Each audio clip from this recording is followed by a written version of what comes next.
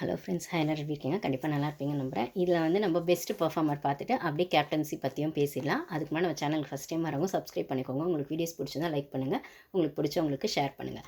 இதில் best பெர்ஃபார்மர்னு try பண்ணுற best பெர்ஃபார்மர்னு சொல்கிற இடத்துல மஞ்சரி, தீபக், அதுக்கப்புறம் வந்து ரஞ்சித், அப்புறம் வந்துட்டு பவித்ரா, இவங்க 4 பேர் தான் வராங்க. அதாவது பிக் பாஸ் எப்படி சொல்கிறாருன்னா, டெமான்ஸ்லேருந்து 2 பேரும், ஏஞ்சல்ஸ்லேருந்து 2 பேரும் செலக்ட் பண்ணும்போது மோஸ்ட்லி எல்லா இடத்துலையும் பவித்ரா வந்துடுறாங்க, ரஞ்சித்தும் வந்துடுறாரு. அதுக்கப்புறம் பார்த்தீங்கன்னா, இதில் ஆப்வியஸாக தீபக் மஞ்சரி வந்துடுறாங்க பெஸ்ட்டு. இதில் ஜாக்லின்லாம் பார்த்தீங்கன்னா, கண்டிப்பாக மஞ்சரி எந்த இடத்துலையுமே சொல்லிடக்கூடாது, என்எஃப்க்கும் சப்போர்ட் பண்ணிடக்கூடாது, பெஸ்ட்டுலேயும் சொல்லிடக்கூடாதுன்றதுல ரொம்ப தெளிவாக இருக்காங்க. ஒரு சிலர் பார்த்தீங்கன்னா, என்எஃப்பி வந்து மஞ்சரிக்கு வந்ததுனால இந்த இடத்துல தீபக்கை சொல்லலாம், தர்ஷிகாவை சொல்லலாம்னு கொஞ்சம் மாற்றி சொன்னாங்க. அதையும் நம்மளால் பார்க்க முடிஞ்சது. ஆனாலுமே தர்ஷிகா வரலை இந்த லீடிங் ப்ராசஸில். அகெயின் மஞ்சரி, தீபக் தான் வந்தாங்க. ஸோ இந்த சைடில் ரஞ்சித்தும் பவித்ராவும் ஆப்வியஸாக வந்துட்டாங்க. ஸோ இது இப்படி தான் போகுது பெஸ்ட் பெர்ஃபார்மர் அப்படின்னும் போது, இந்த இடத்துலையும் வந்து என்ன சொல்கிறது, முத்து ஒரு நல்ல ஒரு கேம் ஆடி இருப்பாரு. இந்த இடத்துல தீபக் ஆடின விளையாட்டையும் மஞ்சரி ஆடின விளையாட்டையும் 2 பேருமே பெஸ்ட்டில் வந்தாலுமே அதை அழகாக ஸ்ப்ளிட் பண்ணி அவர் சொல்லியிருப்பாரு. இதில் அவர் யாருக்கு சப்போர்ட் பண்ணாரு அப்படின்னு பார்த்தீங்கன்னா, மஞ்சரிக்கு சப்போர்ட் பண்ணுவார். ஆனால் அது வெளியில் தெரியாத மாதிரி சப்போர்ட் பண்ணியிருப்பார். அதாவது தீபக் தான் வந்து முழுசாக சைக்கோவாக மாறி டெவிலாக வந்துட்டு அது அந்தளவுக்கு வந்து சைக்கலாஜிக்கலாக ஒருத்தரை அஃபெக்ட் பண்ண முடியுமா, அந்தளவுக்கு பண்ண முடியுமா ஒருத்தராலனா அதை கரெக்டாக பண்ணியிருப்பார். அந்த டெவில்கான இலக்கணத்தோடு பண்ணியிருப்பாருன்னு ஸ்பெசிஃபிக்காக அழுத்தி அந்த வார்த்தையை சொல்லுவார். ஆனால் அதே சமயத்தில் மஞ்சரியும் வந்து எந்த ஒரு பொருளும் யூஸ் பண்ணாமல் இதுவாக எந்த பொருளும் யூஸ் பண்ணாமல் சைக்கலாஜிக்கலாக அப்படி வந்துட்டு ஃபுல்லாகவே அஃபெக்ட் பண்ணது தீபக்னா, பொருளை யூஸ் பண்ணி அஃபெக்ட் பண்ணது மஞ்சரி. ஸோ 2 பேருமே ஈக்குவலாக இருக்காங்க அப்படின்னு சொன்னாலும், ஒருத்தங்களுக்கு வந்து நான் ஆல்ரெடி சொல்லியிருப்பேன் என்னோட வீடியோஸில், சைக்கலாஜிக்கலாக அஃபெக்ட் ஆகிறது தான் உங்களை டிஸ்டர்ப் பண்ணிகிட்டே இருக்கும். அந்த முட்டை ஊற்றுனதோ இல்லை ஃபேஸில் முட்டை தடவுனதோ போய் ஃபேஸ் வாஷ் பண்ணாலோ இல்லை ஒரு வாமிட் பண்ணாலும் சரியாக போயிடும். ஆனால் முத்து வந்து சத்யாவை அந்த டார்ச்சர் பண்ணதை சத்யாவும் எல்லா இடத்துலையும் சொல்லியிருப்பார். பவித்ராவை தீபக் டார்ச்சர் பண்ணதை தீபக்கும் சொல்லியிருப்பார். ஆனந்தியை வந்து தீபக் டார்ச்சர் பண்ணதையும் ஆனந்தி எல்லா இடத்துலையும் சொல்லியிருப்பாங்க. தர்ஷிகாவோடது அந்த மென்டல் ப்ரெஷர் வந்து அன்ஷிதா கிட்டேயும் ஜெஃப்ரி கிட்டேயும் கனெக்ட் ஆகி ஒன்று வந்தது தான் ஒரு பெரிய சண்டையாக வெடிச்சிருக்கோம் அங்கே.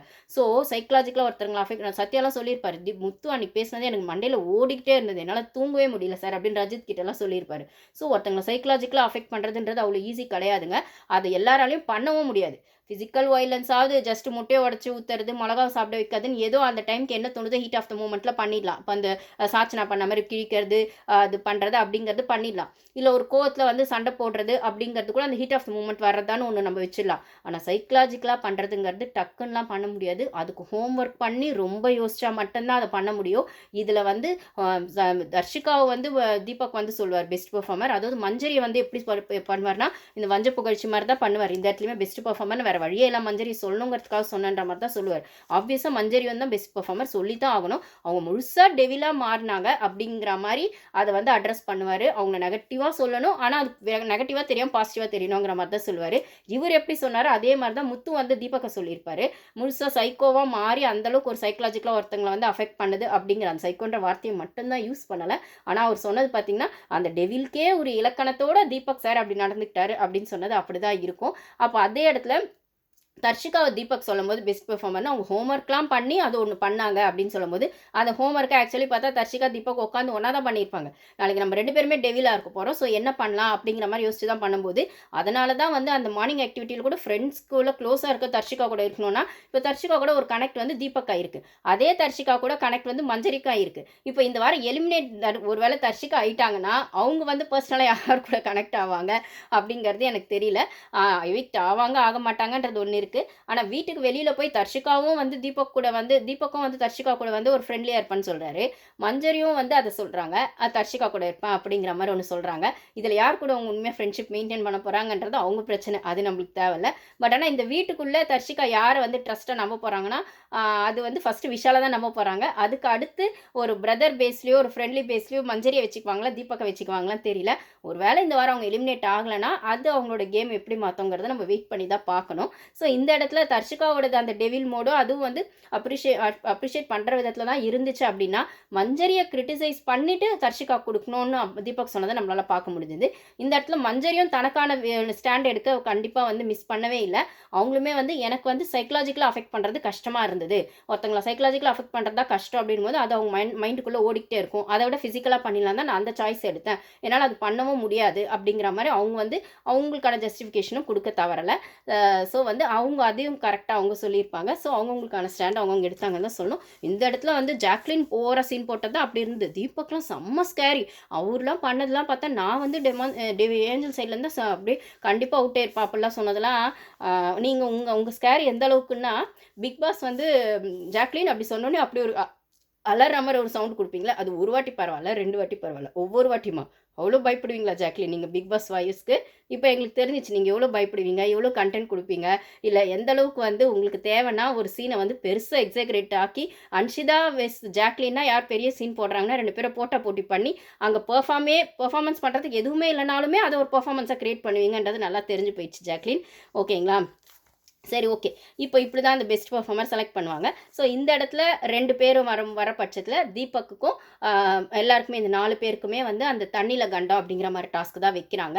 அதாவது ஒரு கேனில் நீங்கள் பார்த்துருப்பீங்க, அந்த தண்ணி லீக் ஆகாமல் இருக்கணும், எவ்வளோ தண்ணி யார் ஹோல்ட் பண்ணி வைக்கிறாங்களோ அவங்க தான் வந்துட்டு வின்னர் அப்படிங்கிற மாதிரி. இதில் அட்டாக்கும் பண்ணலாம், டிஃபெண்டும் பண்ணலாம்னா இதில் எனக்கு புரியவே இல்லை. ஃபஸ்ட்டு எல்லாரும் அவங்கவுங்க ஹோல்ட் பண்ண பார்ப்பாங்க. அதுக்கப்புறம் வந்து அது லீக் ஆகாமல் இருக்க கை பிடிச்சிக்குவாங்க. தீபக்லாம் கால் எடுத்து வைப்பார், எல்லாம் பண்ணுவார். ஆனால் அது ஸ்ட்ராங்காக கரெக்டாக விளையாடணும் இந்த கேம் ஸ்பிரிட்டோட நின்னது பார்த்தீங்கன்னா ஃபஸ்ட்டு மஞ்சரி தான் வந்து கரெக்டாக அதை நின்று அது பண்ணியிருப்பாங்க. அவங்களோட அந்த டஃப்பு செம்மையாக இருந்தது. இதில் வின் பண்ண ரஞ்சித்தை நான் பெருசாக சொல்கிறதுக்கு எனக்கு எதுவும் இல்லை. இவங்க 3 பேர் பண்ண அலப்பறையில் அவர் யாரை கவனிக்கலன்ற மாதிரி அவர் வின் பண்ணாருன்னு தான் சொல்வேன். அவர் வந்து பெருசாக யார்கிட்டையுமே ஒரு சண்டையும் போடலை, அவர்கிட்ட போயும் யாரும் சண்டை போடலை. ஆக்சுவலி பார்த்தீங்கன்னா அது ஈஸியாக ஜெயிச்சிட்டார் அவருன்னு தான் சொல்லணும். இங்கே டெஃபெண்ட் பண்ண 3 பேரில் பார்த்தீங்கன்னா தீபக்குக்கெல்லாம் என்எஃப்பி தான் எனக்கு கிடைக்கல, இந்த டாஸ்க்லேயாச்சும் நான் வின் பண்ணிடணும் அப்படிங்கிற மாதிரி இருந்த விஷயம்லாம் பார்த்தீங்கன்னா அது வந்து வன்மத்தோட உச்சமாக தான் நான் அந்த கேமை பார்த்தேன். அதாவது அந்த அந்த நான் ஒரே ஒரு கொஸ்டின் தான் எனக்கு கேட்கணும். இதில் வந்து தீபக் அந்த கேப்டன்ஷிப்பில் கேப்டன் அவர் ஆகலை, பட் ஆனால் ரஞ்சித்தை கேப்டன் ஆக்கிறதுல தீபக்கோட எஃபர்ட் நிறைய இருந்தது. இதில் ரஞ்சித் வரணுன்றதுக்காக தீபக் அந்த எஃபர்ட்டை போட்டாரா, இல்லை மஞ்சரி வரக்கூடாதுன்றதுக்காக தீபக் அந்த எஃபர்ட்டை போட்டாரா அப்படிங்கிறது ஒன்று இருக்குது. சரி, மஞ்சரி உங்களுக்கு வரக்கூடாது, ஆனால் பவித்ராவை நீங்கள் வரத்துக்கு ட்ரை பண்ணியிருக்கலாம்ல. பவித்ரா அது வந்து மஞ்சரி போய் வந்து ஹோல்ட் பண்ண ட்ரை பண்ணாங்க. இது வந்து நம்மளுக்கு ஒன்னாரில் காட்டலை. வெறும்னே வந்து அதை தள்ளி விட்டுருங்கன்னு பின்னாடி ஒரு வாய்ஸ் கேட்குது. தீபக் வந்து மஞ்சரி அந்த கேனை தள்ளி விட. அது எனக்கு தெரிஞ்ச விஷாலா அருணான்னு தெரில. அவங்க 2 பேர் வாய்ஸில் தான் ஏதோ ஒன்று இருக்குது. உங்களுக்கு தெரிஞ்ச கமெண்ட்ஸில் ஷேர் பண்ணுங்கள். அது வரைக்கும் அவருக்கு அது தோணலைன்னு நினைக்கிறேன். தள்ளி விட்டுருங்கன்னு சொல்கிற பட்சத்தில் தான் அவர் எட்டி ஒரு கிக் கொடுக்குறாரு. அந்த இதுவை அவர் வேறு ஃபுட்பால் பிளேயராக அப்புறம் வந்து அதை கொடுக்கவா கேட்கணும். நான் கேட்குறேன், அது வந்து உங்களுக்கு ஒரு ஹீரோயிசமாக இருந்திருக்கலாம், நீங்கள் பண்ணியிருக்கலாம். நீங்கள் அதை பண்ணவே தான் மஞ்சரி உங்கள் கேனை தள்ளி விட்டாங்க. ஸோ நீங்கள் 2 பேருமே அவுட் ஆஃப் த கேம் போன அப்புறம் மஞ்சரி உடனே போய் பவித்ராவோடது ஹோல்ட் பண்ணதா ட்ரை பண்ணாங்க.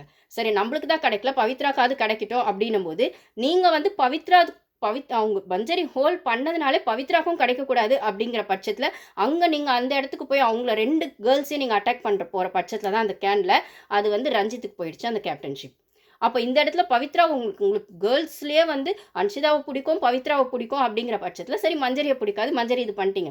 ஆனால் அந்த பொண்ணு வரட்டும் நீங்கள் விட்டு கொடுத்துருக்கலாம். ரஞ்சித்துக்கு விட்டு கொடுத்த நீங்கள் பவித்ராக்கும் அதை பண்ணியிருக்கலாமே, ஏன் பண்ணலை?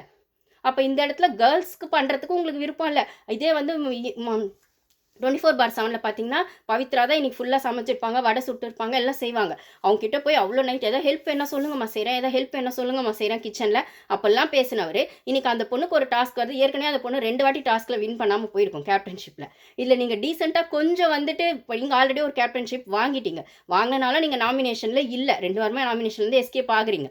அப்படி இருக்கிற பட்சத்தில் நீங்கள் அந்த இடத்துல அன்ஷிதா இருந்தால் நீங்கள் விட்டு கொடுத்துருப்பீங்கன்னா அதுவுமே கொஸ்டின் தான். இப்படிப்பட்ட ஆளுங்க சொல்லுவாங்களே தவிர ரிலேஷன்ஷிப்பில் யாருக்காக யாரும் அவங்க விட்டே கொடுக்க மாட்டாங்க. இது கேம் ஸ்பிரிட்னு வச்சுக்கிட்டா கூட அவங்களுக்குள்ள ஒரு வெஞ்சன்ஸ் எப்பயுமே இருந்துகிட்டே தான் இருக்கும். ஆனால் வெளில தெரியாது, அவ்வளோதான். அன்ஷிதா அதாவது குறைஞ்சபட்சம் வெளில தெரியும், அருண்டாவது தெரியும், இவங்களெல்லாம் தெரியவே தெரியாது, அவ்வளோதான். தீபக் வந்து என்னதான் மஞ்சரி சேவ்டுன்னு சொன்னாலும் ஒரு மனசுக்குள்ள அவ்வளோ வெஞ்சன்ஸ் இருக்குது மஞ்சரி மேலே. இப்போ அந்த மஞ்சரியோடது அந்த கிக் பண்ணதே பார்த்தீங்கன்னா அவ்வளோ வெறி அதில் இருந்த மாதிரி தான் எனக்கு அதில் தோணுச்சு. சரி, ஓகே, அந்த இடத்துல நான் கேட்குறேன், அந்த இடத்துல கேர்ள் ஒரு பொண்ணு வந்து அதை பண்ணியிருந்தான்னு வச்சுக்கோங்களேன், டேபிளுக்கு மேலே காலை தூக்கி ஒரு கிக்கு கொடுத்துருந்தான்னு வச்சுக்கோங்களேன், மேபி அவங்களுக்கு அது தோணலை. அவங்க ஒரு ஜிம்முக்கு போகிறவங்களா இல்லை ஒரு அத்லெட்டிக்காக இருந்து அந்த ஃபோர்ஸ் அவங்க கொடுத்துருக்கிற பட்சத்தில் இந்த கேமை நீங்கள் எப்படி பார்ப்பீங்க? அது ஒரு ஸ்பிரிட். அந்த பொண்ணு சூப்பராக அடிச்சுமான்னு சொல்லுவீங்களா? ஒரு பொண்ணு எப்படி திமிரா அப்படி பண்ணிச்சு, எவ்வளோ அதை வந்து வெளியில் நம்ம பேசுகிறோமோ இல்லையோ உள்ளே இருக்க அந்த பாய்ஸ் டீமே எப்படி பேசியிருப்பாங்க. அந்த கேப்டன்ஷிப் முடிஞ்சோடனே பெருசாக நம்மளுக்கு இங்கே 1 ஹவரில் காட்டலை. 24/7 சத்யா முடிஞ்சோடனே அப்படியே தூக்கி வச்சு கொண்டாடுறாங்க. அப்படியே தீபக்கை கொண்டாடுறது செஞ்சது மட்டும் தான் நம்மளால் பார்க்க முடிஞ்சுது. அந்த சைடு பவித்ரா கீழே விழுந்துட்டாங்க, செஞ்சாங்க. அப்புறம் கேர்ள்ஸ் டீமில் இருக்க ஆனந்தி மற்றவங்களெல்லாம் போய் தான் அந்த பொண்ணை கொஞ்சம் சரிப்படுத்துறாங்க. அந்த பொண்ணுக்கு என்ன ஆச்சுன்னு கூட இவர் பார்க்கல. மற்றவங்களும் யாரும் பார்க்கல. இவரை கொண்டாடல இருக்காங்க. அப்படின்னு பெரிய ஹீரோயிசம் பண்ணிட்டாரு. நான் கேட்குறேன். அந்த பொண்ணு அந்த அந்த கிக் பண்ணது தான் உங்களுக்கு அவ்வளோ பெரிய ஹீரோயிசம்னா, அத ஒரு பொண்ணாலயும் பண்ண முடியும். அந்த இடத்துல ஒரு ஸ்போர்ட்ஸ் ஸ்பிரிட்டோட ஒரு பொண்ணு இருக்கிறான்னா, அவ ஜிம்முக்கு போறான்னா, இல்ல அவளுக்கு அது தோணி இருக்குன்னா, அவளும் அத பண்ணியிருப்பா. ஆனா அந்த இடத்துல அதே பாய்ஸ் டீம் ஒரு பொண்ணு அத பண்ணியிருந்தா கொண்டாடுவீங்களான்னு கேட்டா, அது எப்படி அதுவும் அது ஏற்கனவே அந்த வீட்ல நெகட்டிவ் ஷேட்ல இருக்க ஒரு பொண்ணு. பண்ணியிருந்தா என்ன பேசியிருப்பீங்க நீங்க? அதே பாய்ஸ் டீம்ல இருக்க சத்யாவும், அவங்கள தூக்கி கொண்டாடுற மத்த பாய்ஸோ என்ன பண்ணியிருப்பீங்க? எப்புட்றா அப்படி பண்ண தோணும்? அதுல கிக் பண்ணதுல எவ்ளோ வெறின்னு தெரியல? எவ்ளோ ஆத்திரம்னு தெரியல? எப்புட்றா ஒரு பொண்ணுக்கு அந்த அளவுக்கு வெஞ்சன்ஸ் இருக்கும்? அது ஒரு கேம் தானே! அப்ப அந்த அளவுக்கு அந்த கோவத்த உள்ள வச்சுன்னு தானே அந்த பொண்ணு ஆடியிருக்கு.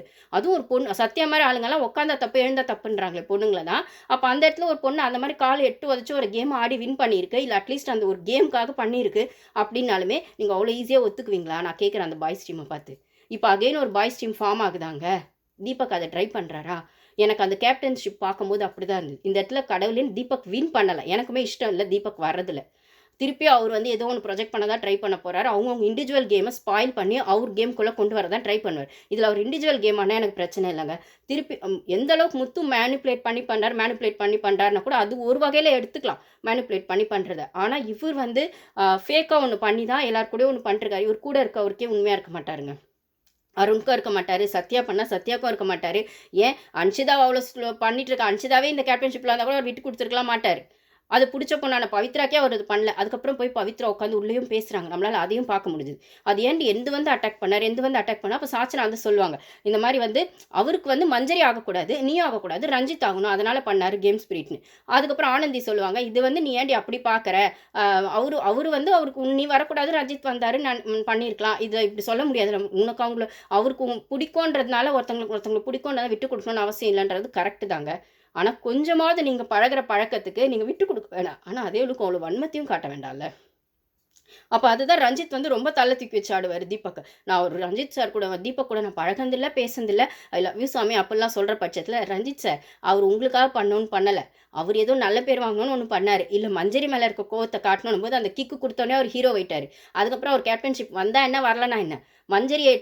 மஞ்சரியோட அந்த இது 8 உதைச்சதுல அவருக்கான அவ்ளோ வன்மம் தெரியிற பட்சத்தில, இந்த பக்கம் மஞ்சரியும் சும்மா இல்ல. அவங்களும் செம்ம டஃப் குடுத்து வந்து தள்ளி விட்டுட்டாங்க உடனே. ஆக்சுவலி இந்த இடத்துல ஒரு ஒரு ஆம்பளையும், ஒரு பொண்ணும் வந்து ஒரு ஈக்குவல் டஃப் குடுத்து விளையாடினதுல, அவர் கிக்கு விட்டதெல்லாம் பெருசு இல்லங்க ஒரு ஆம்பளையா. ஆனா, அதே அளவுக்கு ஈக்குவல் டஃப் குடுத்த அந்த 2 பொண்ணுங்க தான் பெருசு. இதுல பவித்ரா பெருசா அவங்க வந்து அவங்களுக்கான எஃபோர்ட்ட பொட்டன்ஷியலா அவங்களால போட முடியல அப்டின்னாலுமே, அந்த ஒரு கேம் ஸ்பிரிட்ல அவங்க வந்தாங்க. அதுல தோத்த அப்புறமும் அது கொஞ்சம் அவங்க மனசுல இருந்தாலும், அவங்கள அத அவ்வளவா பெருசா வெளிப்படுத்தல. ஆனா, அவங்கள சப்போர்ட் பண்ணணும் அப்படின்னு இன்னொரு பொண்ணு அவங்க வந்து நின்னாங்க. அவங்களது கேம் போனாலும் இந்த பொண்ண தூக்கி விடணும்னு. அதுதாங்க அவங்க வந்து சூப்பரா வந்து எனக்கு தெரிஞ்சு அவங்க 2 பேரும் ஆடுன கேம் தான் செம்மன்னு நான் சொல்லுவேன். பவித்ராவும், மஞ்சரியும். அவங்க தோத்தே போயிருந்தாலும். இவங்க ஜெயிச்சே இருந்தாலும் பாய்ஸ் சைட்ல ஜெயிச்ச ரஞ்சித்தும் பெருசா எதுவும் பண்ணல.